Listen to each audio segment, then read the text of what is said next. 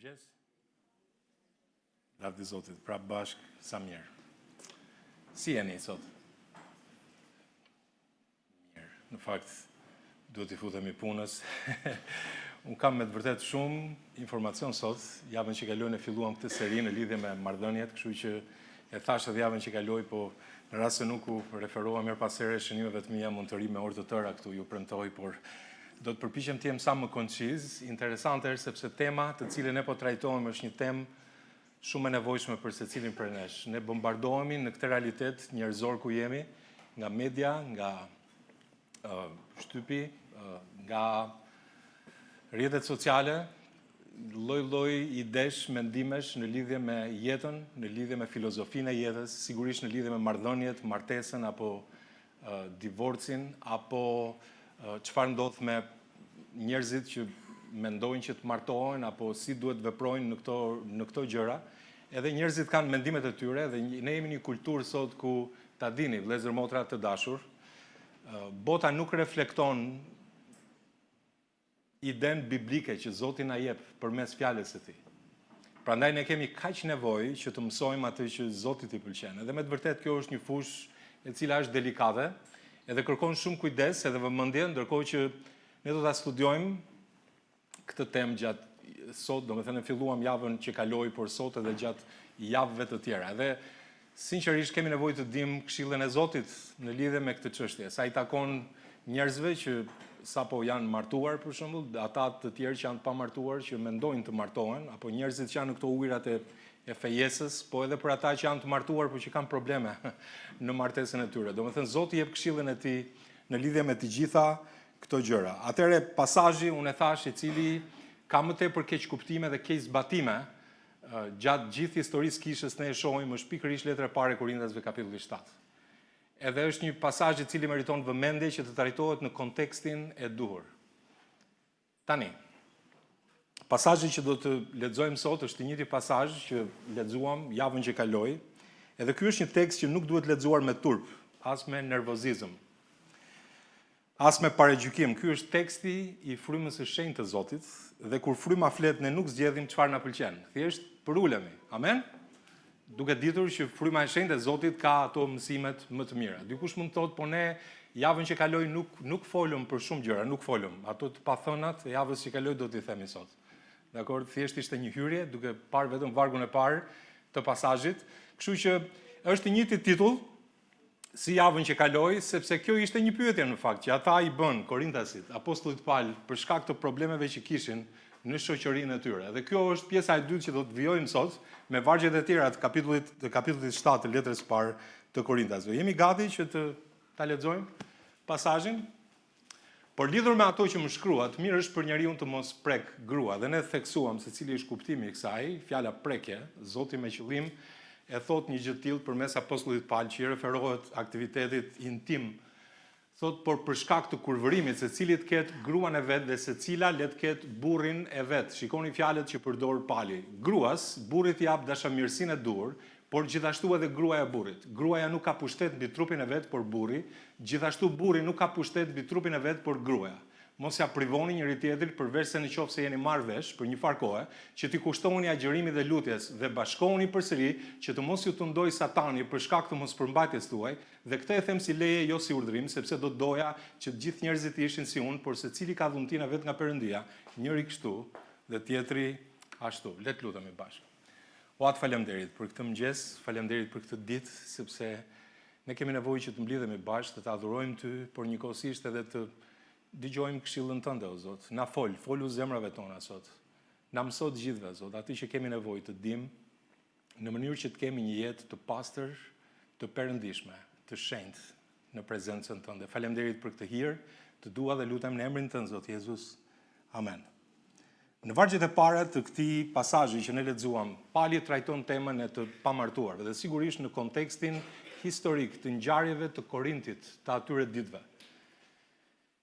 Edhe ne dim nga ju që studiuam javën që kaloi që shoqëria quhej e korintianizuar, mendoni pak, për shkak të problemeve që ekzistonin në atë kohë. Dhe termat që do të përdor sot, pa diskutime, kanë kaluar certifikimin për tu përdorur publikisht. Dakor? Kështu që sa i takon etikës, mos shqetësohemi në mënyrë që të respektojmë audiencën. Pasazhi që do të lexojmë sot, që do të studiojmë sot, se e lexuam bashkë, është një pasazh i cili meriton vëmendje, edhe Zoti e ka shkruar për një qëllim. Por së pari ne folëm javën që kaloi që të qenit i pamartuar është gjë e mirë. Prandaj thot, mirë është. Është gjë e mirë.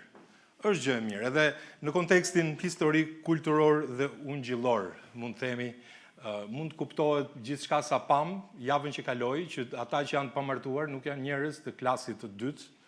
Është normale që të jesh i pamartuar, s'është ndonjë mëkat, është gjë e mirë, s'ka ndonjë të keqe këtu. Edhe pyetja e Korintasve në fakt nuk ishte një pyetje teorike, ishte ekzistenciale. Unë mund ta them këtë sepse Korintasit nuk bënin pyetje abstrakte. Ta dini që ata kishin shumë probleme në jetën e tyre dhe prandaj e bën një pyetje të tillë. Është mirë që të mos martohesh, sepse ata vinin, pra kjo ishte një pyetje e tyre. Ata vinin nga një shoqëri seksualisht e shfrenuar, martesat paqëndrueshme, divorcet shpeshta, ne folëm për këto se sa ishte numri i tyre, bashkëtesa, tregtim vajzash për martesë, sklever, pa të drejta familjare dhe një histori personale e rëndë mëkati, por edhe shumë prej tyre ishin shpëtuar nga kjo errësirë. Ishin shpëtuar. Edhe tani pyesnin nëse kjo ishte ndyrësia, është martesa e ndyrë? A është intimiteti bashkëshortor mëkat? A duhet që qëndrojmë larg çdo gjëje trupore? Tani kjo ishte arsyeja dhe këto pyetje mund të na duken të çuditshme, por ishte shumë reale për ta situata. Kështu që prandaj kishin këto pyetje. Edhe ne pam javën që kaloi që ekzistonin dy ekstreme në kishën e Korintit. Ishin ata që ishin hedonist, pra që thoshin që po trupi nuk ja vlen, në fundit, nuk ka rëndësi, shpirti është i shpëtuar, le të japim trupit çfarë të kërkojë ai. Edhe rezultati cili ishte kurvëri, ishte abuzim i lirisë, ishte relativizim i mëkatit trupor. Dhe ekstremi tjetër ishte asketizmi, apo jo. Njerëzit që thoshin që trupi është i keq, intimiteti është i pisët, më mirë të mos martohesh fare. Dhe rezultati cili ishte? Mojimi i martesës. Tjetër ishte paragjykimi të pamartuarve, i paragjykonin. Frikë nga afërsia bashkëshortore brenda martesës, nga intimiteti bashkëshortor, edhe legalizëm i rrem gjithashtu, edhe pali çfarë bën, ndalon lavjersin mu në mes, ashtu siç e theksuam javën që kaloi, që në fakt ai është shumë i kujdesshëm edhe me fjalët që përdor, edhe do që t'jap këshillën e duhur në mënyrë që kisha e Perëndis ta kuptonte atë që ishte vullneti i Zotit. Edhe ai deklaron që të qenit i pamartuar është dhuratë, martesa është dhuratë, asnjëra nuk të bën më frymëror se tjetra, por duhet kuptuar kjo që trupi i përket Zotit. Amen? Kjo është shumë e rëndësishme. Trupi i përket Zotit. Edhe vlera nuk qëndron në statusin civil, por në përkushtimin ndaj Krishtit. Por kjo ishte, dhe mesazhi i tij ishte të qenit i pamartuar është gjë e mirë, nëse mund ta ruash veten të pastër. Prandaj ne lexuam vargun 2. Edhe jo sepse martesa është e keqe, jo sepse intimiteti është i ndyrë, por sepse të qenit i pamartuar, ashtu sikundër e lexojmë edhe në vazhdimin e pasazhit, për shembull te letra e parë Korintasve 7, jo thjesht në vargjet që lexuam sot, por të qenit i pamartuar mund të ofrojë fokus dhe liri në shërbim. Por ai shton menjëherë këtë e them si leje, thot, jo si urdhër. Jemi të qartë, shumë e rëndësishme. Pali nuk po ndalon martesën këtu, jo detyrim, jo hierarki shpirtërore, jo presion kishtar. Martesa, folëm javën që kaloi që nuk është ceremoni, apo jo, dhe do të dalemi më shumë tek martesa sot për të treguar se çfarë është në të vërtetë, sepse nuk e vazhduam për shkak sepse sot duhet të përkufizojmë termat. Dakor, do të njihemi me kurvërin dhe kurorshkelen, edhe këtu do të kuptohet se çfarë është martesa në të vërtetë. Por ne theksuam javën që kaloi për të qenë koherent me fjalët që theksuam së bashku, është që martesa është bashkimi i mishit, apo jo? Ashtu siç thuhet tek libri i Zanafillës, edhe fillon kur dy njerëz futen në martesë në një lidhje, në një zgjedhje së bashku, po të përdor këtë fjalën që Zoti përdor tek letrat e Korintasve, edhe burri dhe gruaja bëhen një mish. Pra intimiteti fizik brenda martesës është i shenjtë. Kjo është ajo çka Zoti na thotë, jashtë martesës është mëkat. Është kaq e thjeshtë, është kaq e prerë. Pse priti pali 7 kapituj që të fillonte të fliste atyre për këtë çështje, sepse ata duhet kuptonin që s'pari e përkisnin Zotit, që ishin blerë me një çmim, që trupi tyre ishte tempulli i frymës shenjtë, që jeta e tyre nuk është më e tyre, apo është e Zotit. Amen? Edhe pa i kuptuar këto gjëra, si një themel, pali nuk mund të vinte dot bende mbi kancer, siç tham javën që kaloi pra, edhe ata duhet kuptonin që çdo këshill nuk duhet jetë sipërfaqësore. Por duhet jetë një këshill e rëndësishme që t'i shkojë zgjidhjes problemit deri në fund. Edhe theksuam gjithashtu që ungjilli është në qendër, apo jo, ne nuk shpëtohemi kur dikush martohet. Dikush nuk shpëtohet kur martohet, apo duhet të jesh i pamartuar që të shpëtohet. Nuk ka lidhje me këtë, as duke ndjekur rregulla. Ne shpëtohemi sepse trupi i Krishtit u thye për ne, sepse gjaku i tij u derdh për ne. Amen? Kështu shpëtohemi dhe pyetja reale nuk është a jam i martuar apo i pamartuar, por apo e përdor gjendjen time aktuale për lavdin e Perëndis. Pra pak a shumë unë i bëra një përmbledhje për disa minuta çfarë pam javën që kaloi, por nëse nuk ishit, unë ju inkurajoj që të dëgjoni mesazhin e javës që kaloi, sepse shumë gjëra që do të fliten sot kanë lidhje mbi atë që ne pam javën që kaloi, por çështja nuk është statusi, edhe një herë them, çështja është zemra. Tani, le të vazhdojmë edhe të shohim pikën e dytë, që të qenit i pamartuar është një provë. Edhe këtu do të futemi sot duke shpjeguar edhe më tepër se cili është kuptimi i kësaj. Aty thuhet për shkak të kurvërimit, le të ketë secili gruan e vet dhe secila të ketë burrin e vet. Të jap pak për kufizimin e martesës. Çfarë është martesa në sytë e Perëndis? Bashkimi i dy njerëzve në martesë në mënyrën si Zoti e modeloi. Pra bashkimi i dy njerëzve, një djalë dhe një vajzë, nëse do ta thosha në mënyrë më eksplicite, në martesë në mënyrën si Zoti e modeloi. Dhe ju lutem, vini re me vëmendje fjalët që do të them, që të mos i heqim nga konteksti, sepse mund të krijojmë idera të ndryshme se çfarë është martesa. Martesa ndodh plotësisht kur dy njerëz bëhen një mish i vetëm. Dakor, le ta lexojmë pasazhin te Zanafilla 2, i cili citohet disa herë në Bibël, e gjejmë disa herë të cituar. Dhe njeriu u vuri emra tër bagtis, e dim kontekstin, zogjve të qiellit dhe çdo kafshë të fushave, por për njeriu nuk u gjenda asnjë ndihmë e përshtatshme për të. Atëherë Zoti Perëndia e futi në një gjumë të thellë njeriu, të cilin e zuri gjumi dhe mori një nga brinjët e tij dhe e mbylli mishin në atë vend. Pastaj Zoti Perëndia me brinjën që i kishte hequr njeriu, formoi një grua dhe e çoi tek njeriu, dhe njeriu tha, kjo është tashmë kocka e kockave të mia dhe mishi tim, ajo do të quhet grua sepse është nxjerrë nga buri. Për këtë arsye, ja ky është vargu, për këtë arsye burri do të braktisë baban dhe nënën e tij dhe do të bashkohet me gruan e tij. Pra çfarë ndodh këtu? Zoti shkëput, si thuash, nga autoriteti prindëror burrin ose djalin, le të them, edhe ai bashkohet me gruan e tij, thuhet, dhe të dy do të jenë një mish i vetëm. Pra ata krijojnë një entitet të ri, jashtë autoritetit të familjes prindërore, edhe krijojnë në lidhje në martesë këtë entitet të ri, dhe më pas familjen e tyre nuk diskutohet. Po kjo të bën të martuar në sytë e Perëndisë. Siç e shikoni, në martesën e parë nuk ishte ceremoni, nuk ishte prift, nuk ishte unaza. Dakor? Jemi të qartë këtu, shikoni pak, sepse kjo i referohet gjithandej kur Pali e citon. Madje shikoni tek Mateu kapitulli 19, vargu 3.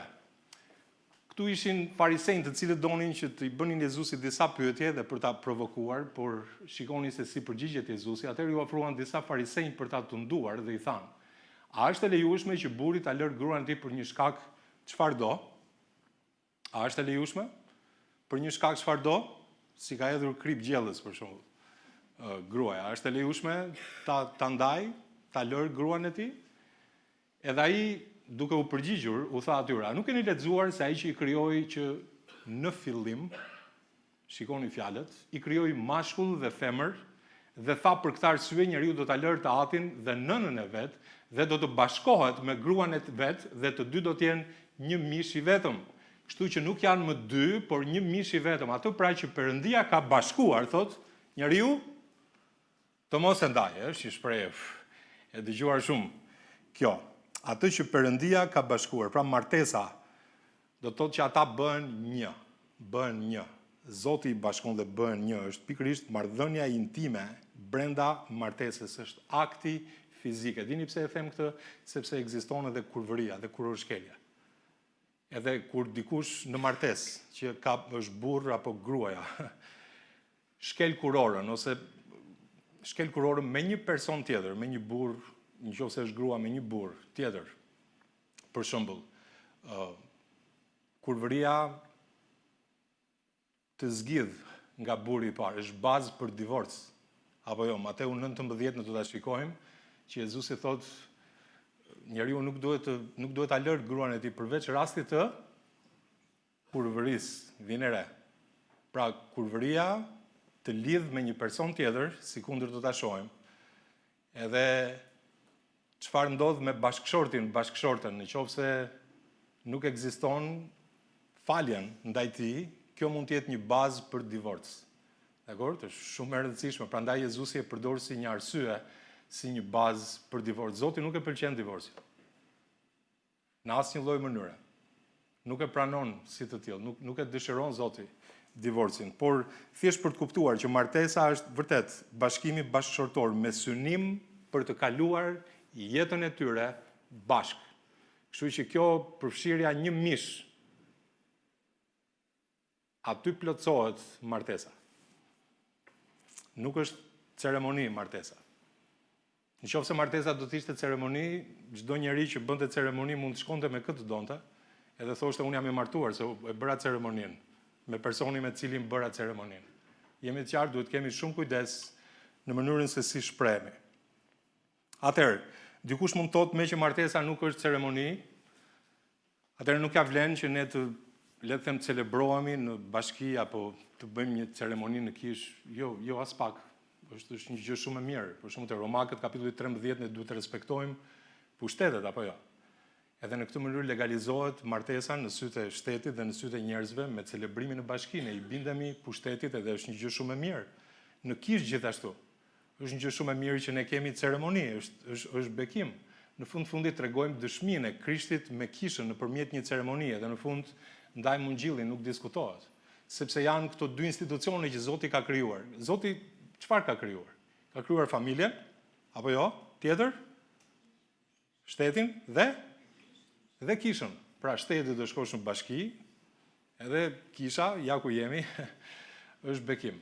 Pra të respektohen këto dy institucione si një dëshmi përpara Zotit. Por në thelb, martesa, si sikundër do ta shohim, është kur dy njerëz futen së bashku në një lidhje së bashku me synim për ta kaluar jetën bashkë dhe bëhen një. Aty është bashkimi i Perëndis për këta dy njerëz. Edhe kur dy vetë martohen, pra mish me mish, ata janë një. Dhe martesa është më shumë se sa një bashkim fizik. Është më shumë se sa një bashkim fizik. Martesa është më shumë se sa fizike, është edhe shpirtërore. Edhe kjo duhet kuptuar gjithashtu, është një bashkim fizik dhe shpirtëror dhe me këtë akt Zoti i bashkon ata të dy dhe i bën një. Pra më shumë se sa fizike, është dhe shpirtërore. Shikoni për shembull, çfarë ndodhi në Dhjatën e Vjetër, ju e dini që Sikemi ishte biri Hamorit, këta ishin Hivej, për shembull, edhe ky ishte princi i vendit të Hivejve. Sikemi ishte djali i babit, ja ku e kemi këtu. Edhe ishte princi i vendit, sa e pa Dinën, Jakobi ishte bashkë me fëmijët e tij, ishin zhvendosur aty pranë, edhe çfarë bëri? Ai e pa, e rrëmbeu, ra në shtrat me të dhe e dhunoi. Kreu një akt që nuk duhej ta bënte normalisht. Por shikoni se çfarë ndodh. Në vargun 3 thuhet dhe shpirti i tij u lidh thot me Dinën. Dina ishte vajza e Jakobit. Thotë binë e Jakobit, ai e dashuroi vajzën dhe i foli zemrës së saj. Pra shpirti i tij u lidh me Dinën, sepse ra në shtrat. Interesante. Është më shumë se sa fizike. Kur një njeri lidhet me një tjetër jashtë martesës, kryen kurvëri, vjen re. Jo vetëm që kryen mëkat, por ai lë një pjesë të vetes së tij tek tjetri. Lë një pjesë të vetes së tij tek tjetri duke shkatruar veten e tij dhe lë pjesë nga vetja tek çdo njeri, nëse e ka këtë zakon të kurvërisë, edhe si ngelet çfarë t'i jap personit me cilin ai mendon që qenë ka i lidhur në martesë. Pra martesa është sigurisht fizike, së dyti është përkushtim, është betim që gjatë gjithë jetës këta dy njerëz do të jenë të bashkë. Prandaj, për shembull, nëse shikoni se në çdo gjë në fjalën e Perëndisë e marrim sipas shembullit biblik, edhe kjo është mënyra se si Zoti komunikon me ne. Për shembull, tek Ezekieli kapitulli 16, është Zoti duke folur për Jeruzalemin. Flet për Jeruzalemin, edhe shikoni tani që në fakt i flet vërtet qytetit, por në fakt i drejtohet popullit të tij. Sepse Zoti është në një lidhje martësore, po them, me popullin e tij. Jemi të qartë në 10 e vjetër me Izraelin, përmendet shpesh kjo gjë në Bibël. Po ta shikoni, edhe shikoni çfarë thuhet nga ana shpirtërore, e kemi këtë zbatim tek Ezekieli 16 dhe vargu 8. Unë të kalova afër dhe të pash, dhe ja koha jote ishte koha e dashurisë, kështu shtriva cepin e rrobave të mia mbi ty dhe mbulova lakurisin tënde. Të bëra një betim, lidha një beslidhje me ty dhe ti u bëre imja, thot Zoti, Zoti. Pra betim, jo me letër, por është një beslidhje, edhe përmendet ajo cepi i mantelit, i cili përmendet edhe te libri i Ruthit, është një pjesë edhe e kulturës hebraike, gjithashtu. Por gruaja këtu tipizohet nga Jeruzalemi. Dhe ai drejtohet Jeruzalemit, qytetit, por në fakt, le ta rithem, ai u drejtohet njerëzve, popullit, u drejtohet popullit të tij. Dhe në Bibël e gjejmë që ai ka hyrë në një marrëdhënie martësore me Izraelin. Le ta përsëris edhe një gjë të tillë. Shumë interesante sepse këtu flitet për Jeruzalemin toksor apo jo. Kështu i drejtohet Zoti, por nga ana tjetër te Zbulesa kapitulli 21 nga ana doktrinare, është një qytet që zbret nga qielli, që quhet Jeruzalemi ose i ri. Quhet i ri? Edhe i ri quhet. Si quhet ndryshe ai qyteti që zbret? Nusja e Krishtit. Tani është edhe gruaja kisha, po edhe qyteti është nusja që zbret nga qielli. Interesante, në 10 e vjetër e kemi që Perëndia po them, i drejtohet një qyteti. Shumë interesante kjo, por nga ana doktrinare shikoni se zbatimin në të ardhmen. Tani le të përkufizojmë pak termat për të kuptuar martesën, sepse javën që kaloi ne nuk u futëm në këto gjëra sepse nuk kishim mundësi të futeshim në të gjitha këto. Po në vargun 2, këtu ku jemi, në vargun 2, thuhet për shkak të kurvërimit, le të ketë secili gruan e vet dhe secila le të ketë burrin e vet. Tani le të ndalojmë pak këtu. Kurvëria, siç është përdorur në Dhjatën e Re, i referohet çdo lloj mëkati, shkeljeje të pastërtisë morale jashtë lidhjes martësore. Ta them edhe një herë, kurvëria, siç është përdorur në Dhjatën e Re, referohet çdo lloj mëkati, shkelje të papastërtisë morale jashtë lidhjes martësore. Dhe këtu përfshin çdo devijim seksual, përfshir marrëdhëniet paramartësore, prostitucionin, homoseksualitetin, incestin, gjithçka sipas Levitikut kapitullit 18. Nëse doni dini çfarë është kurvëri në Bibël, mund të lexoni Levitikun 18, do t'ju shtohet fantazia aty, por që aty ka shumë gjëra që Zoti në mënyrë eksplicite tregon se ja cila është kurvëria. Edhe në Bibël martesa, sikundër e tham, ndodh ose bëhet e plot kur mishi bashkohet me mishin për të bërë një trup i vetëm, dhe ky fakt është i pakontestueshëm. Kjo shpjegon pse flitet kundër kurvërisë në Bibël. Ja le ta shohim vargun tek letra e parë e Korintesve 6. Pali të njëjtës kishe i thota, nuk e dini se ai që i ngjitet kurvës është një trup me të? Shikoni. Edhe vazhdon sepse do të bëhen të dy, thot Zoti, një mish i vetëm. Do të bëhen të dy një mish i vetëm. Edhe nga po të citon këtu? Nga po të citon? Nga Zanafilla. Shikoni, prandaj kujdes, se me Zotin nuk bëhet shaka. Ju mund thoni, po mirë, teknikisht kjo është një martesë, mund thoni ju. Është aq e rëndë, teknikisht mund ta thoni që po kjo është një martesë sipas Zanafillës 2. Në fakt Zoti nuk e quan ashtu. Zoti e quan kurvëri. Sepse nuk është sipas planit të Perëndisë që nga fillimi. Interesant. Një gjë e tillë. Edhe ju mund thoni, po si është e mundur? Në mendjen e Zotit duhet kemi kujdes se çfarë ai ka ndërmend kur flitet për kurvërinë. Edhe kurvëria sipas përkufizimit në Bibël është një akt, është një veprim fizik. Është një akt ku trupi bashkohet në mënyrë të palishme me një trup tjetër. Dakor? Prandaj në vargun 18 shikoni me vëmendje, aratisun i kurvërisë, çdo mëkat që kryen njeriu është jashtë trupit tot. Por ai që kurvëron mëkaton kundër trupit të vet. Kjo është diçka shumë serioze. E dini pse thuhet është mëkaton kundër trupit? Sepse është kurvëria, kjo është kurvëria, është një akt fizik, intim, me një person tjetër në mënyrë të paligjshme. Kjo është kurvëria, është akti intim, ku trupi bashkohet në mënyrë të paligjshme me një trup tjetër. Kurorshkelja ndryshon në Bibël nga kurvëria. Prandaj Zoti ka zgjedhur dy fjalësh, kur një i martuar, do thoshim ne për shembull, shkon me një person tjetër që nuk është bashkëshortja apo bashkëshortja e ti, është kështu apo e saj, nëse është grua. Kjo është kurorshkelja. Pra do të thoshim që kurvëria u zbatoka për ata që janë të pamartuar, të gjithat listën që unë përmenda, dhe do të thoshim për shembull që kurvëria është, që kurorshkelja u takon atyre që janë në një beslidhje, janë futur në beslidhjen e martesës, edhe shkel kurorën me një person tjetër jashtë martesës, apo jo? Kështu do ta thonim.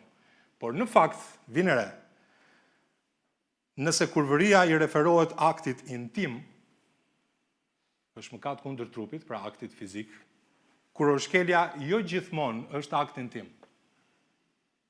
Jo gjithmonë, prandaj thash kujdes fjalët, sepse është shumë e rëndësishme. Kurorshkelja jo gjithmonë është akt intim, fizik. Ju mund thoni, si është e mundur? Te Mateu 5, Jezusi tha, keni dëgjuar se të moçmëve u që thënë, mos shkel kurorën. Por unë po ju them se kushdo që shikon një grua për ta dëshiruar, ka shkelur kurorën me të në zemrën e vet. Interesante. Do me thënë, mund të kryesh kurorshkelje pa kryer kurvëri. Jemi dakord? Kurvëria është mëkat kundër trupit, pra është një akt fizik, veprim do me thënë. Ndërsa kurorshkelja që nga diçka më shumë, jo thjesht një akt fizik, sepse edhe kurorshkelja është kurvërin, fundit kurvëria i përmbledh të gjitha, jemi dakord? Por kurorshkelja specifikisht për njerëzit që janë futur në një beslidhje, edhe jo gjithmonë i referohet kurvërisë për aktit fizik. Normalisht, u futa pak më thellë këtu, por unë duhet ta sqaroja këtë, se përdryshe nuk do kuptonim as martesën, edhe sa e rrezikshme është një gjë e tillë. Nëse kurvëria i referohet aktit intim, kurvëria jo gjithmonë është akt intim, por kurvëria përshkruan aktin intim dhe fuqinë e tij lidhse, shkëputse. Prandaj Jezusi thotë Mateu 19, një njeri nuk duhet ta lërë gruan e tij. Zoti nuk e dëshiron, por kurvëria bëhet një bazë për divorc. Se nëse martesa është mishi bashkuar me mishin, edhe divorci është mishi lë mishin. Teknikisht.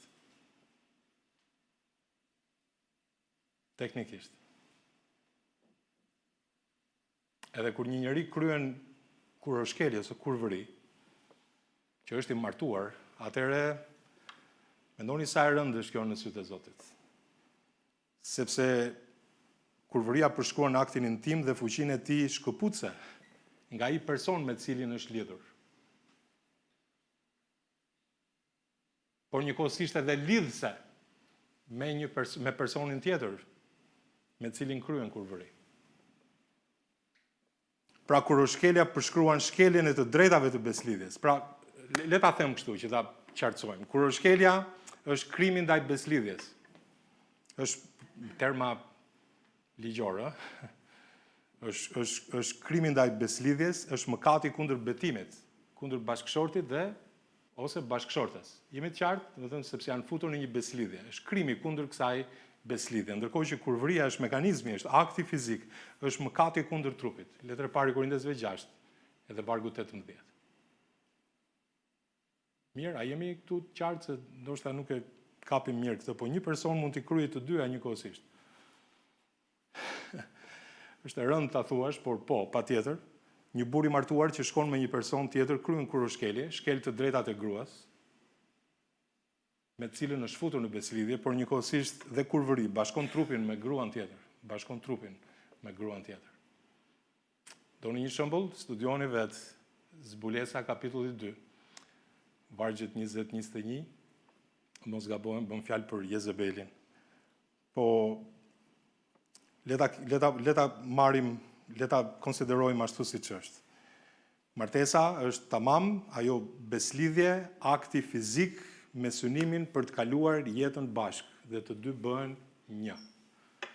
Kujdes, prandaj duhet jemi shumë të kujdesshëm, sepse kur kryen gjëra të tilla një njeri jashtë martesës me person tjetër, Zoti e merr shumë seriozisht. Edhe një njeri mëkaton kundër trupit të vetë, dhe kuptimi është që trupi i një personi të shpëtuar i përket Zotit. Edhe nuk është për kurvëri, thuhet e letra e parë e Korintesve kapitulli 6. Nuk e kemi vargun këtu. Por është i Zotit. I takon Zotit. Na ka bler me një çmim.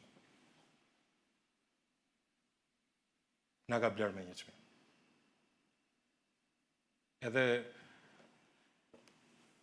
duhet ta kuptojmë mirë një gjë të tillë. Tani pse e thot këtu, sepse ne e lexuam së bashku, a e kemi këtu vargun po, për shkak të kurvërimit, le të ketë secili gruan e vet dhe secila le të ketë burrin e vet. Rreziku i të qenit i pamartuar, veçanërisht në Korint, sikundër ne folëm edhe javën që kaloi, ishte që dikush mund të binte shpejt në kurvëri. Po, patjetër. Kurvëria mund të bëjë një problem serioz për ata që ishin të pamartuar.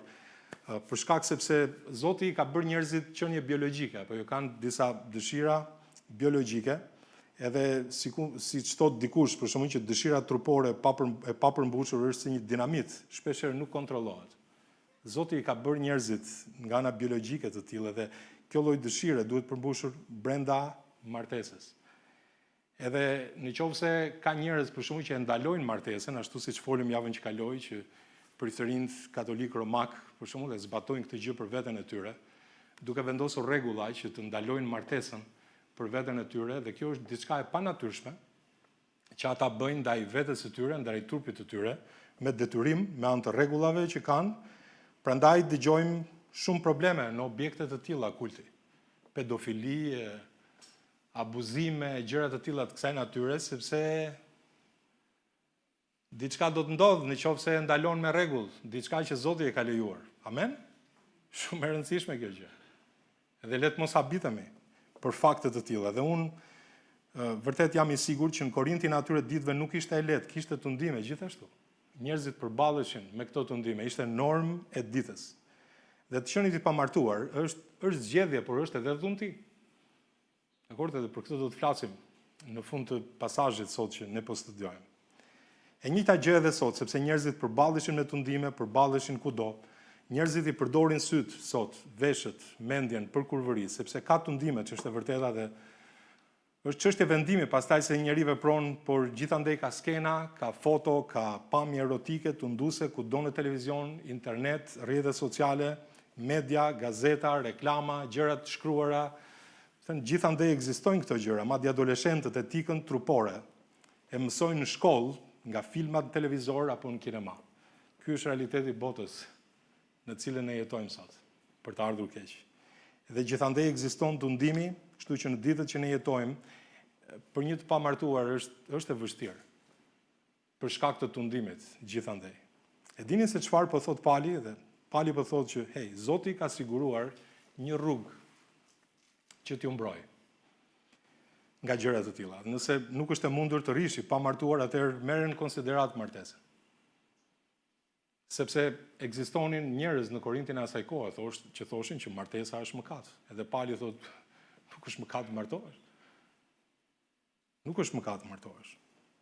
Zoti vuri brenda nesh dëshira fizike dhe nëse nuk mund t'i kontrollosh, ndoshta duhet shikosh mundësinë për të martuar. Nuk i kam këtu vargjet, po ta keni Biblën me vete, mund të lexoni më poshtë, në vargun 8 dhe 9 thuhet por të pamartuarve dhe grave të veja po u them se për ta është më mirë të qëndrojnë si unë, por nëse s'përmbahen dot le të martohen, sepse është më mirë të martohesh se të digjesh. Thot Pali, interesante. Si mund të dëgjojmë këto fjalë ne të dala nga goja e Palit?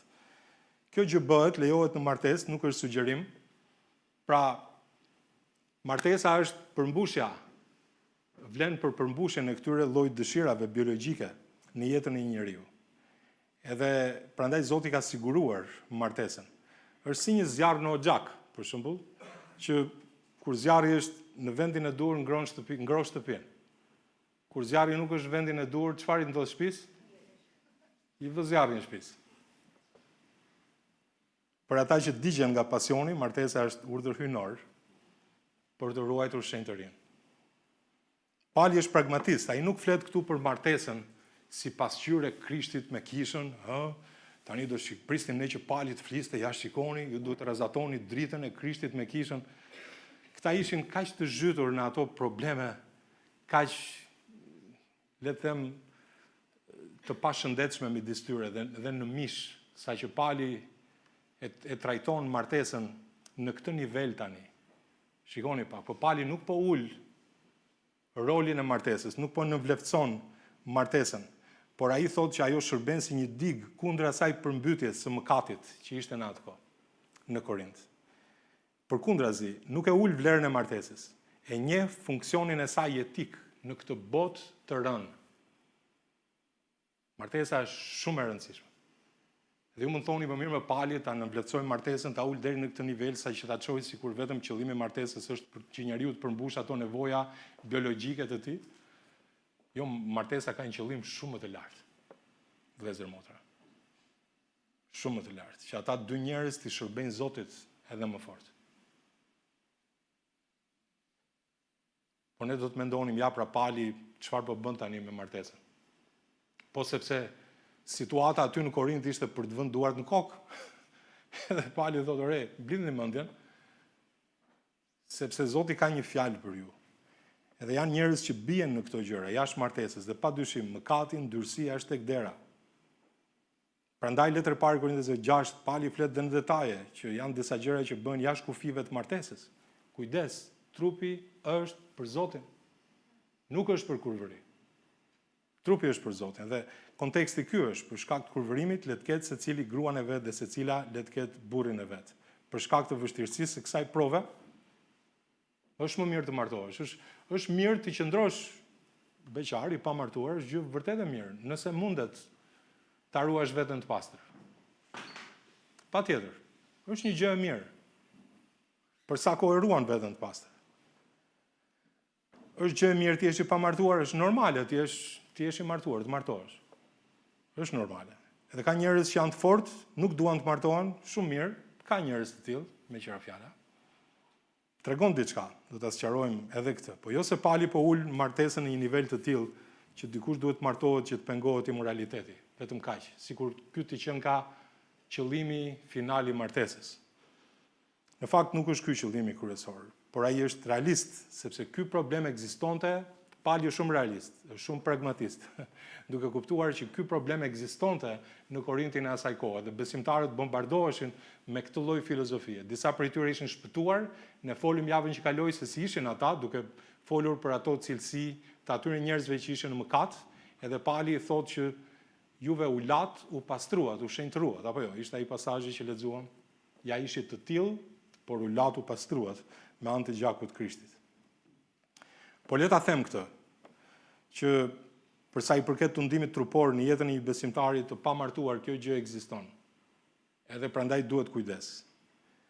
Pra një pamartuar vërtet ka ca avantazhe në lidhje me shërbimin ndaj Zotit. Ka shumë mundësira të mëdha për Zotin, por ka edhe tundime të mëdha. Le të jemi realist, prandaj thash që Pali është realist. Martesa, edhe një gjë duhet ta kemi parasysh. Martesa nuk të shpëton nga imoraliteti, në qoftë se dikush e ka pjesë të karakterit. Prap duhet kemi kujdes. Edhe martesa nuk të shpëton nga imoraliteti, në rast se dikush e ka pjesë të karakterit këtë të fundit. Prandaj ajo çështja të martohesh apo jo, që dikush edhe mund të qesh me këtë titull. Ishte shumë reale për jetën atyre korintëve. Sepse çështja e vërtet në fakt nuk ishte gjendja civile e personit, por ishte drejtimi atyre dëshirave të mishit në mënyrë të gabuar. Dëshirave të trupit në mënyrë të gabuar. Letra e parë e Timoteut, kapitulli 3 dhe vargu 2, është një varg i njohur që flitet për njeriu në Perëndis, duhet pra që peshkopi të jetë i paqortueshëm, burri një gruaje të vetme, të jetë i kthjellët, i arsyeshëm, i ndershëm, i kpritës, i aftë, i jap mësim. Po të jetë burri një gruaje, thotë, të vetme. Çfarë do të thotë? Që një njeri i tillë duhet të jetë i përkushtuar, besnik ndaj gruas që Zoti i ka dhënë. Besnik ndaj gruas që Zoti i përkushtuar aty, ndaj asaj. Sepse edhe dikush që është i martuar mund të bjerë në kurvëri, ose kurorshkelje e quan, nuk ka problem.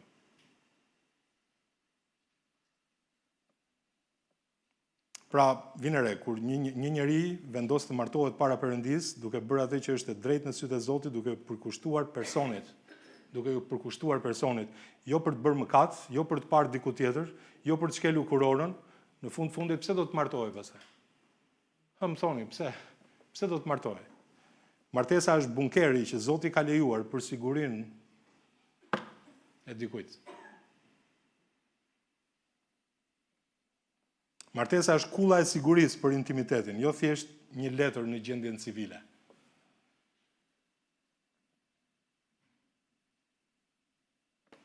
Jo thjesht një dokument.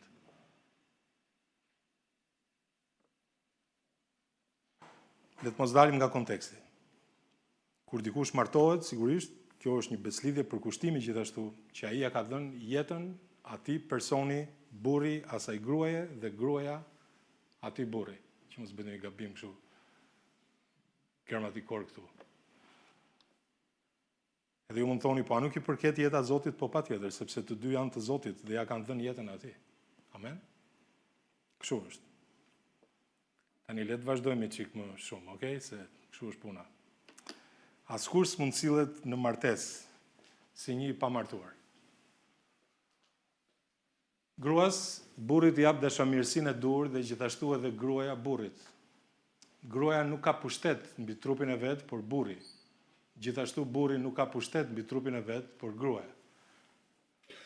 Mos ja privoni njëri tjetrin përveç në qoftë se jeni marrë vesh për një farë kohe, që t'i kushtoheni agjerimit dhe lutjes, dhe bashkoheni përsëri, ky është konteksti, konteksti është fizik, që të mos ju të ndoj Satani për shkak të mos përmbajtjes tuaj. Në kishën e Korintit kishte njerëz të cilët mendonin dhe besonin që nëse dikush nuk kishte intimitet fizik, atëherë kjo gjë ishte diçka frymërore në rast se ai që të qëndronte i pamartuar. Ndryshe konsideroi mëkat, sepse thoshin pikërisht për shkak të gjërave që po dëgjojmë dhe për shkak të kaluarës në jetën tonë, për shkak të bagazhit, ne nuk përfshihemi fare në intimitet të tillë. Edhe ata argumentonin se martesa ose intimiteti bashkëshortor ishin pengesa për spiritualizmin, që ne të jemi sa më shumë frymëror. Atëherë ky lloj aktiviteti dhe martesa është pengesë që ne të jemi frymëror. Deri këtu kishte arritur puna. Dhe për disa të tjerë ishte tepër vonë sepse ishin martuar para se të shpëtoheshin dhe filluan të silleshin si të pamartuar edhe në martesë. Interesante, dhe thoshin të paktën të heq dorë nga këto gjëra, e konsideronin mëkat këtë lloj intimiteti. Në këtë kuptim, fanatizmi, ekstremizmi tyre i bëri që këta të neglizhonin, të mohonin nevojat e bashkëshortit, bashkëshortes. Mendoni si mund të mendonte personi që ishte shpëtuar, nëse ishin një çift, edhe dikush nga çifti shpëtohej, qoftë burri apo gruaja. Edhe ai që shpëtohej ose ajo le ta marr rastin e një gruaje, thoshte që po unë i përkas Jezusit, si mundet që unë të kem këtë lloj intimiteti bashkëshortor me atë që nuk e njeh Krishtin, ndërkohë që ishin martuar tashmë. Edhe ata donin të silleshin si të pamartuar në një lidhje martësore. Dhe Pali jep përgjigje kësaj pyetje. Unë nuk e kam pasazhin këtu, por po të lexoni vargjet 10 deri në 17 të njëjtit kapitull, ju shikoni që Pali thot aty nëse një vlla ka një gruaj jo besimtare dhe ajo do të banoj bashkë me të, pra është shpëtuar burri në këtë rast, edhe gruaja është jo besimtare dhe ajo do të banoj bashkë me të mos e lërë atë, thot, dhe gruaja që ka një burr jo besimtar dhe ai do të banoj bashkë me të mos e lërë atë. Edhe thot sepse burri jo besimtar është shenjtëruar nëpërmjet gruas dhe gruaja jo besimtare është shenjtëruar nëpërmjet burrit, pra nuk ka rëndësi nëse jeni si është gjendja juaj, për nëse jeni në një lidhje martesore, martesa ka detyrime, ka përgjegjësi. Këtë po thot Pali. A jemi të qartë se nuk duhet të flas me vete. Po intimiteti bashkëtorë është detyrë martesore dhe sigurisht që Zoti i krijoi martesën për shenjtëri, jo vetëm për kënaqësi, si mund të mendojnë njerëzit, ta reduktojnë martesën deri në atë lloj niveli. Po intimiteti bashkëtorë është i mirë, i shenjtë, i fuqishëm, saqë Zoti e vendosi brenda mureve mbrojtëse të beslidhjes martesore për ta ruajtur. Edhe kur thot burri të jap dashamirësinë e dur, por gjithashtu edhe gruaja burrit e ka fjalën këtu që burri nuk mund të thot tani që trupi im është bëj ç'të dua. Në fakt kjo që burri të jap dashamirësinë gruas edhe gruaja burrit shkatron egoizmin. Nuk ka egoizëm këtu.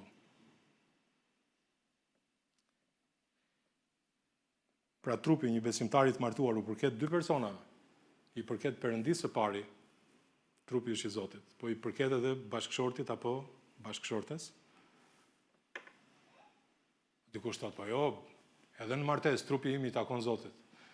Po në fakt nuk ka opsion ekstra sepse të dy përkasin Krishtit. Nëse janë besimtarë. As nuk diskutohet. Po intimiteti fizik është normal brenda martesës dhe nuk duhet hequr dorë nga ai për një kohë të gjatë. E dini pse? Sepse Satani merr avantazh. Shikoni pasazhin aty. Merr avantazh për shkak të mungesës kontrollit të çiftit gjatë këtyre periudhave për një kohë të gjatë. Nuk është mirë, sepse dikush mund të mëkatojë. Të janë mësuar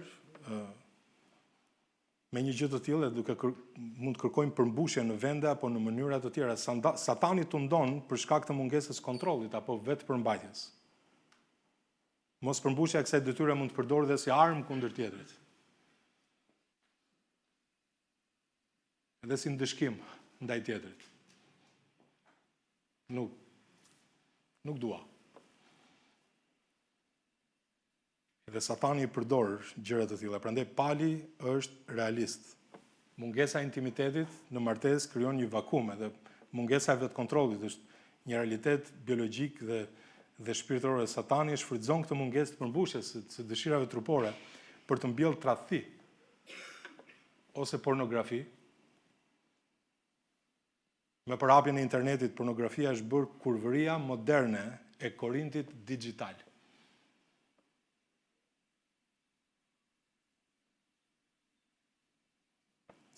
Edhe njerëzit marrin qaf familjen e tyre pastaj. Një zbatim pastoral doja t'u jepja, por për shkak unë përdor këtë si një këshill, edhe në fakt pastorët duhet ta këshillojnë me forcë. Duhet këshillojnë me forcë kundër ndarjeve afatgjata për arsye ekonomike. Ne në Shqipëri e kemi këtë sfidë këtu, e kemi pasur për vite me radhë, kur gruaja ri këtu me fëmijët edhe burri ikte jashtë për në emigrim për të ardhura, për financë më shumë, për ca para më shumë, për të ardhura më shumë. E kuptoj nevojën, s'diskutohet, të familjes shqiptare, patjetër. Për arsye ekonomike. Po ndarjet ishin afatgjata? Afatgjata, ne lexojmë pasazhin këtu. Edhe rreziku i kurvërisë dhe shkatrimit të familjes është më i madh se përfitimi financiar. Është më i madh. Edhe familja duhet të jetë bashkë. Ose në Shqipëri, ose merr me vete. Atë. Është urtësi. Kujdes me këtë gjë. Uniteti fizik është prioritet në një lidhje martesore gjithashtu. Pali është realist. Prandaj ne jep këto këshilla. Përjashtimi është vetëm kur bien dakord për një arsye frymërore. Do t'i kushtojnë Zotit, kanë një kërkesë për lutje, kanë një provë, kanë një problem. Jo mund thoni, po si shumë e ngarkuar atmosfera sot me gjithë këto gjëra, po dëgjoni pak, në një film 2 orë që ti shikon televizor, e merr gjithë dozën, madje edhe pa filtra. Dakor? Kështu që është bekim që ne të mësojmë këtu të vërtetën biblike, sepse kemi nevojë. Kemi nevojë. Askush në martesë nuk duhet të sillet si i pamartuar. Si i pamartuar. Dhe së fundi, do ta mbyll me këtë, po është diçka që ja vlen, është që disave u është dhënë dhuntia për të qëndruar të pamartuar. Lexojmë 2 vargjet e fundit të studimit për sot. Dhe këtë e them si leje, jo si urdhrim, sepse do doja, thot Pali, që të gjithë njerëzit ishin si unë, por secili ka dhuntinë e vet nga Perëndia. Njëri kështu dhe tjetri ashtu. Interesant, qëndrosh i pamartuar sigurisht që është zgjedhje, ne do ta shohim, por është edhe dhunti. Është edhe dhunti. Një njerëz që e ka dhunti nuk e ka të nevojshme, nuk e ndjen për të qenë në një lidhje martesore dhe ka njerëz të tillë. Ka njerëz të tillë. Ka dhe nga ata për shembull që thonë që e kontrollojnë veten e tyre dhe megjithëse mund të jenë një moshë, s'ka rëndësi, nuk mendojnë, thotë këto 5 vite ose 7 vjet unë do t'i kushtohem shkollës edhe nuk dua të mendoj për këto gjëra për shembull, se ka njerëz të tillë që frenojnë veten.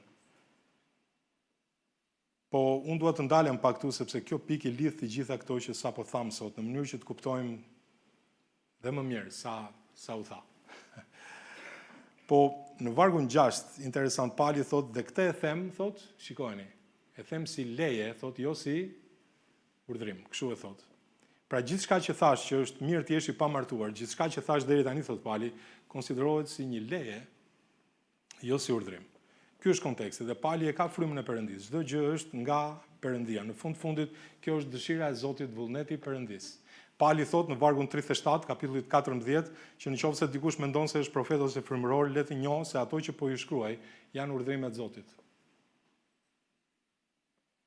Në vargun 6, Pali nuk po thot që duhet të martoheni, as nuk po them që duhet të mbeteni të pamartuar. Por po them që duhet të bëni gjën e dur në situatën tuaj. Besoj që është e qartë që të mos e keq kuptojmë Palin, duke thënë pra Pali është kundër martesës. Në fakt ne folëm për këtë javën që kaloi. Ose që thot Pali që këta që janë të pamartuar janë më frymëror se sa të tjerët, është shumë e rëndësishme këto. Është shumë e rëndësishme kjo, domethënë. Nuk mund ta kufizojmë diçka që Zoti e ka dhënë. Dhuntin ose edhe martesën nuk mund ta kufizosh. Që të thuash që jo, një njeri nuk duhet të martohet. Megjithatë Pali shpreh një lloj dëshire dhe kjo është e veçantë. Në vargun 7, shikoni çfarë thotë vargun 7, sepse do doja që të gjithë njerëzit ishin si unë, thot Pali. Dhe Pali ishte i pamartuar. Por secili ka dhuntinë e vet nga Perëndia, njëri kështu dhe tjetri ashtu. Pali flet pa dorashka. Ja si është puna, thot. Unë dëshiroj, thot, që njerëzit ta kenë pavarësinë që kam unë për të shërbyer Zotit. Dëshiroj që njerëzit ta kenë këtë liri. Edhe më poshtë në pasazh thot që ju që jeni të martuar shërbeni sikur të mos jeni. A nuk thot kështu, po ta lexoni edhe më tej më poshtë, më poshtë.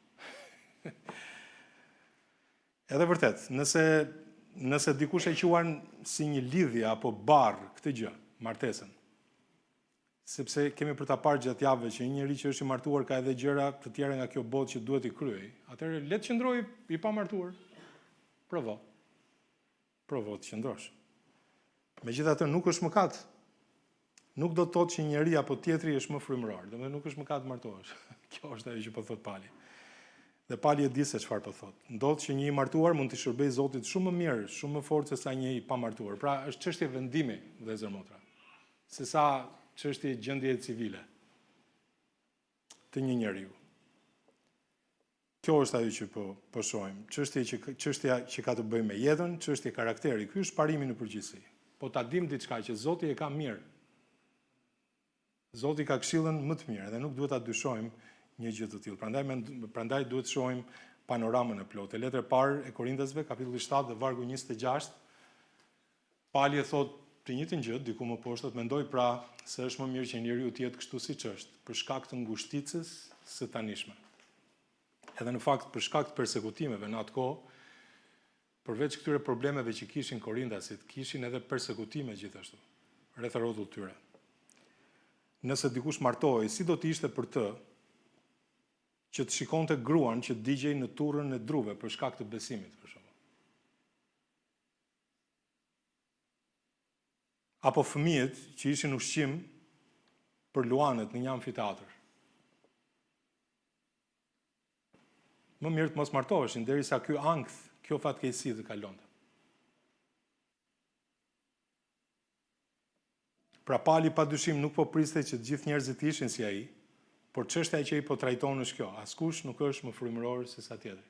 Se Korintasit e kishin këtë, unë kështu e unë ashtu e. Edhe nëse dikush është i pamartuar, le të qëndrojë i pastër, nëse dikush është i martuar, le të qëndrojë i pastër.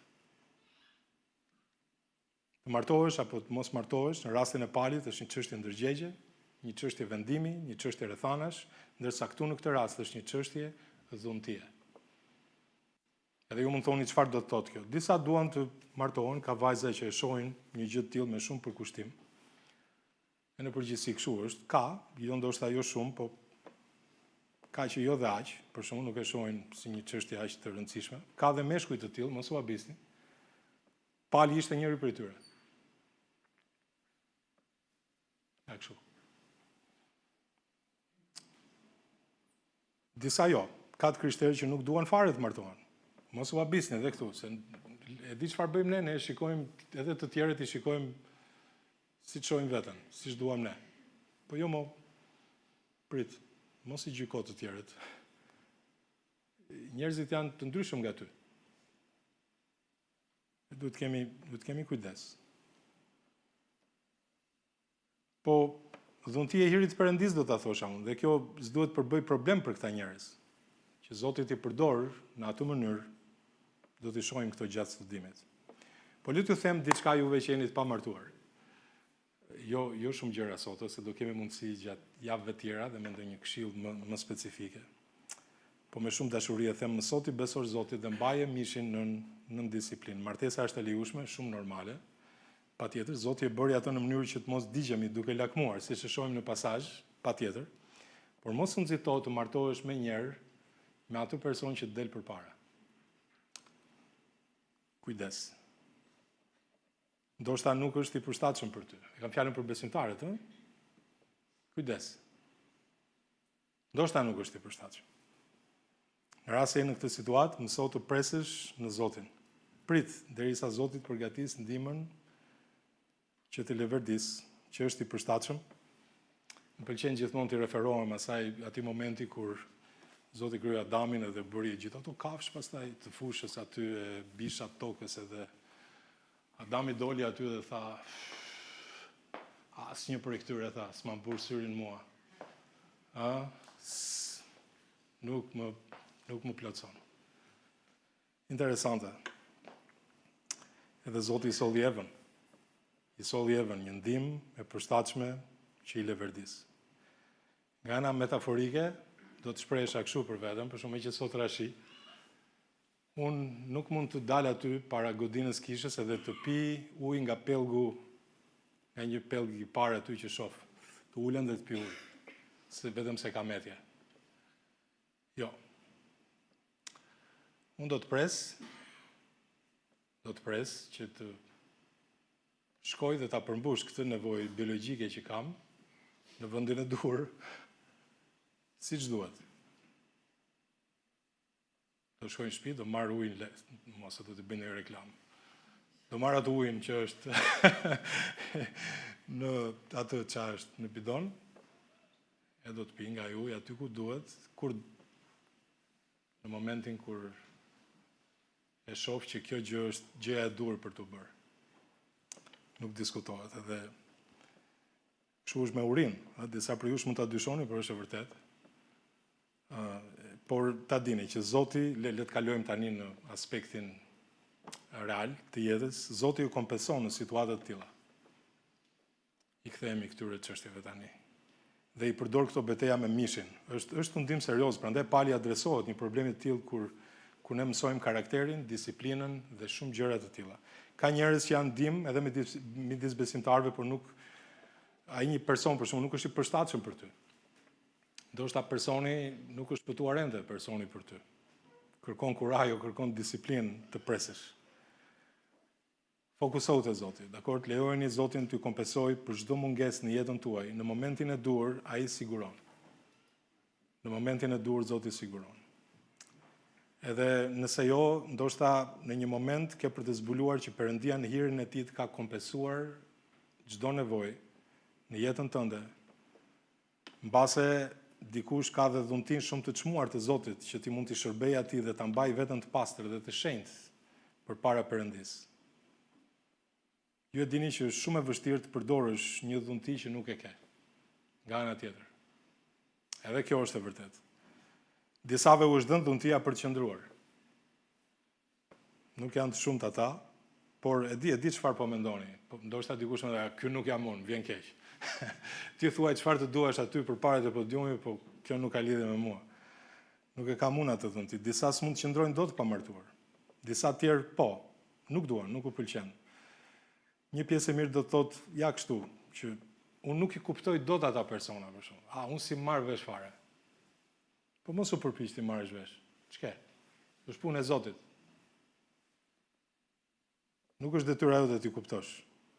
Patjetër, sepse nuk e ke atë dhunti. Disa tjerë duan kështu me thagmë, i themin, "Zot, të lutem, siguro për mua dikë." Siguro tani. Okej. Farisejt për shembull donin të provokonin Krishtin me disa pyetje. Edhe ne lexuam këtë pasazh, por le ta mbyllim me këtë në fakt. Ju e pat, ne i lexuam vargjet e fillimit, që pyetja e tyre ishte, a është e lejueshme që njeriu ta ndajë gruan e vet për një shkak çfarë do, dhe Jezusi tha, "Jo, më vjen keq. Kjo nuk ndodh." E thot, "Por unë ju them se kushdo që i lë gruan e vet përveç rastit kur vris. Prandaj duhet pasur kujdes me këto gjëra."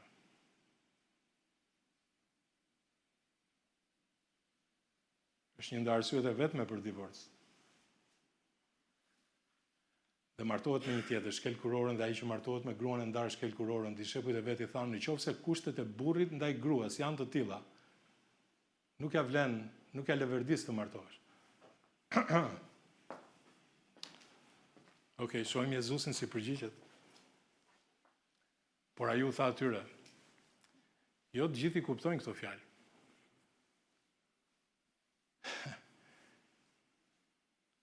Por ata të cilëve u është dhënë. Sepse ka unuk që janë lindur të tillë nga barku i nënës, dhe ka unuk që janë bërë unuk nga njerëzit, dhe ka unuk që janë bërë vetë e unuk për mbretërinë e qiejve." Edhe vazhdon dhe me pjesën e fundit Jezusi, sikur ata nuk e kishin dëgjuar atë pjesën e parë. Ai që mund ta kuptoj, le ta kuptoj. Tani, eunuku është një njeri fizikisht i paftë për të lindur fëmijë. Ka njerëz që janë lindur të tillë nga barku i nënës, me këtë lloj paftësie. Nuk janë të aftë për të pasur fëmijë. Ka të tillë që janë bërë eunuk nga njerëzit. Dikush është dëmtuar keq, edhe nuk është i aftë për shkak të dëmtimit fizik që ka marrë për të bërë fëmijë. Ndoshta ka bërë dhe një ndërhyrje kirurgjikale për shkak të situatës që ka pasur. Edhe kjo ka ndikuar që ai të jetë steril, të mos jetë i aftë për të bërë fëmijë. Edhe Jezusi tha, ka dhe njerëz të tillë të bërë nga njerëzit. Në përmbretëri njerëz të tillë bëheshin nga njerëzit që dhe i vinin si krerë haremesh, për shembull, eunuk, edhe ishin të bërë nga dora e njeriut. Mirë po, ka edhe unuk që janë bërë vetë eunuk për mbretërinë e qiejve. Interesante. Si Pali, do ta thosha unë, për shembull. Po e them unë këtë. me që pali shprehet ashtu si shprehet aty. Edhe Jezusi thot, ai që mund ta kuptoj, le ta kuptoj. Është një njeri që se ka shumë problem me martesën. Fundit thot, është një çështje e kësaj jete, është një çështje e kësaj bote, martesa. Thjesht është një gjendje civile. Dhe unë se kam shumë problem, është vendim që marrë dhe do të eci kështu para duke shërbyer Zotit për mbretërinë e tij. Edhe është e unuk për mbretërinë e qejve. Le të mos i gjykojmë njerëz të tillë. Në lidhje me vendimet që dikush merr para Zotit, që të tjerët janë si mua, s'mund t'i shërbejnë Zotit kështu, është gabim. Gjon Pakzori, për shembull, nuk ishte i martuar, por ishte profeti më i madh në atë kohë që Zoti përdori. Kështu që edhe ata njerëz që janë me një dhunti të tillë ose që mund të qëndrojnë ose që zgjedhin të qëndrojnë, ka dhe prej tyre. Nuk e kanë shumë problem.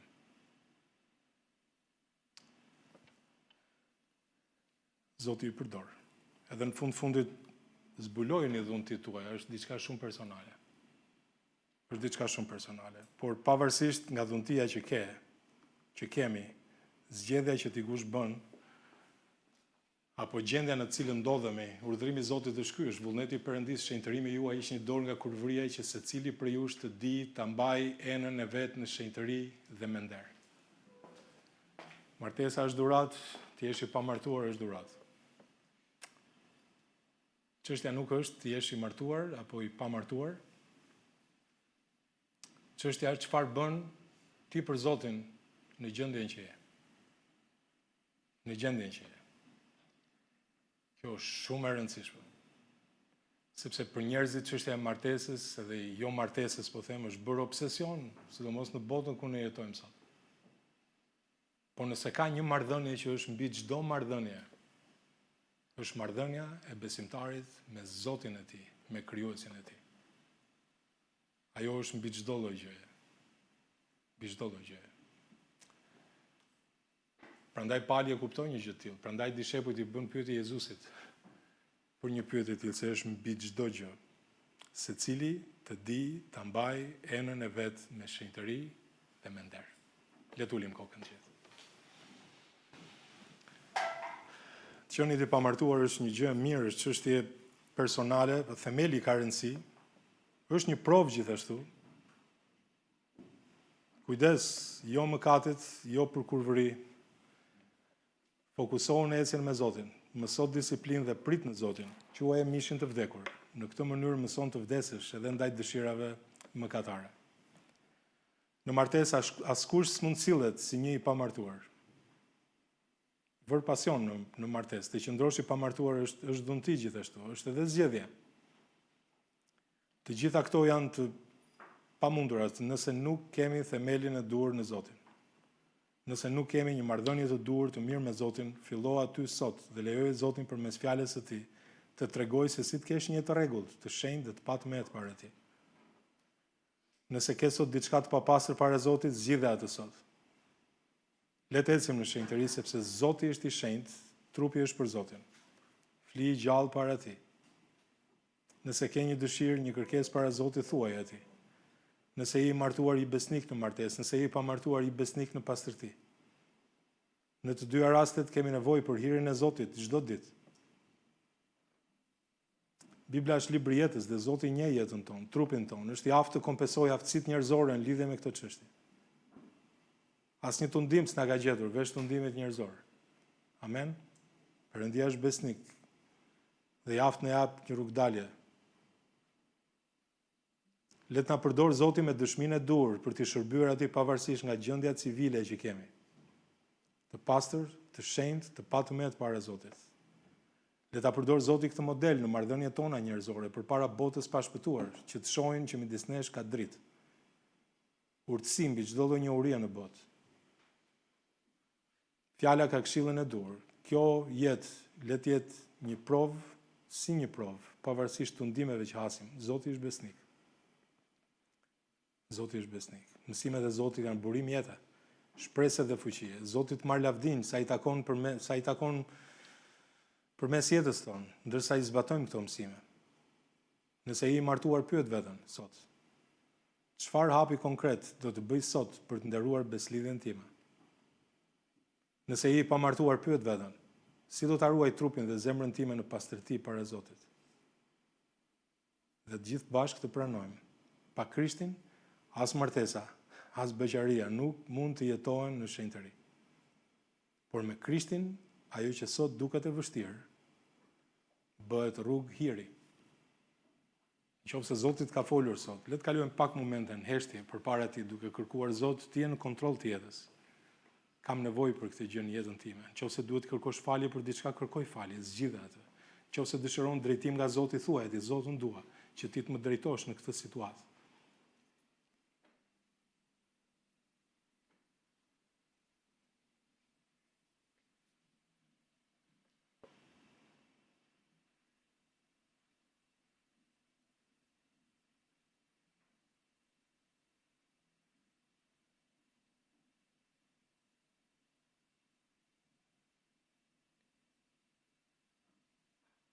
O Ati dashur, faleminderit për faktin që ti je i shenjtë, Zot. Faleminderit, Zot, që plani yt ka qenë që nga fillimi që njerëzit të jenë afër Teje, të jetojnë me Ty, të qëndrojnë pranë Ty, pranë Teje, Zot. Faleminderit për situatat që kemi.